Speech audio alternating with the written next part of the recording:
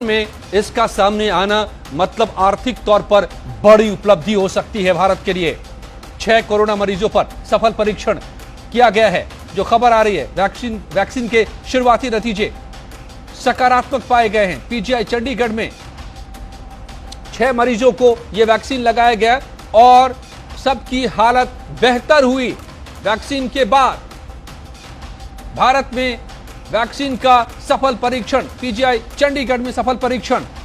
क्या अब आने वाले दिनों में वैक्सीन मिलना शुरू हो जाएगा, मतलब बीमारी से बचाव का रास्ता तैयार हो जाएगा। कई ऐसी बीमारियां हैं जिनका वैक्सीन उस बीमारी से बचाव, ढाल का काम करता है। क्या वो हमें ढाल मिल गया है? पीजीआई चंडीगढ़ से इस वक्त जो खबर निकल कर आ रही है वो यही है। बहुत बड़ी खबर, 6 कोरोना मरीजों पर कोरोना के वैक्सीन का सफल परीक्षण किया गया है। नतीजे सफल रहे हैं, शुरुआती नतीजे सफल रहे हैं। एक ट्रायल का प्रोसेस होता है जिसको फॉलो करना होता है और किया जा रहा है। आपको बताएं, 3 दर्जन के करीब दुनिया की बड़ी से बड़ी कंपनियां लगी हुई हैं, सरकारी संस्थान लगे हुए,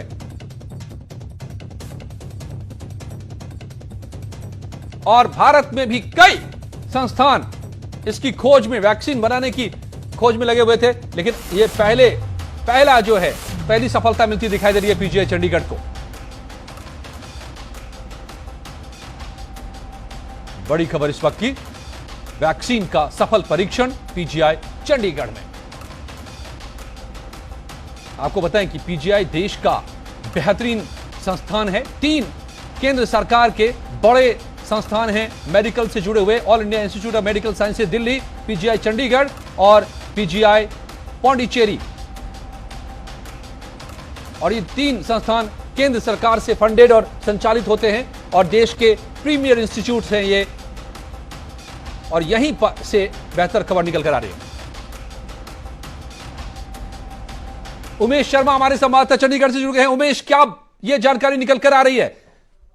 जी देखिए, बड़ी एक राहत की खबर कहें, बड़ी एक सुकून की खबर कहें कि पीजीआई चंडीगढ़ से निकलकर जो आई है, क्योंकि कुछ दिन पहले जब देश के 3 बड़े अस्पतालों को एमडब्ल्यू वैक्सीन के ट्रायल का जिम्मा सौंपा गया था, एम्स दिल्ली, एम्स भोपाल और पीजीआई चंडीगढ़, तो पीजीआई चंडीगढ़ से जो खबर निकल कर आई वो ये निकल कर आ रही है कि 6 मरीजों पर इसका ट्रायल हुआ और उसके जो परिणाम, यानी कि जो राहत की बात है कि उन मरीजों पर इसका असर देखने को मिल रहा है।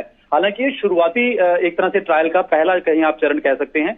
शुरुआती जो उनको संकेत मिले पीजीआई को वो बहुत अच्छे, और यानी कि आगे इस ट्रायल को बढ़ाने के लिए कहा जाता है कि अगर शुरुआती संकेत अच्छे हों तो आगे भी ट्रायल इसका चलेगा। तो अभी 6 मरीज, हमारे पास ये पुख्ता जानकारी है कि 6 मरीजों पर यह ट्रायल किया गया और उनको अच्छा एक पीजीआई को इसमें संकेत मिला है आगे बढ़ने के लिए। और इसमें एक बात और ऐड मैं करना चाहूंगा कि ये, क्योंकि जो वैक्सीन है ये बेसिकली इम्यून बूस्टर है और क्रिटिकल पेशेंट को दी जाती है, क्योंकि वायरस से अगर आप लड़ेंगे तो इम्यून को बूस्ट करना है। तो ये शुरुआती जो हमें जानकारी मिली कि 6 मरीजों पर इसका भी ट्रायल किया गया और नतीजे जो है वो सकारात्मक रहे हैं। जी, तो क्या आगे इसका रास्ता क्या है? मतलब कि कितना और वक्त लग सकता है इसको? क्या कब से मरीजों को ये मिलना शुरू हो सकता है?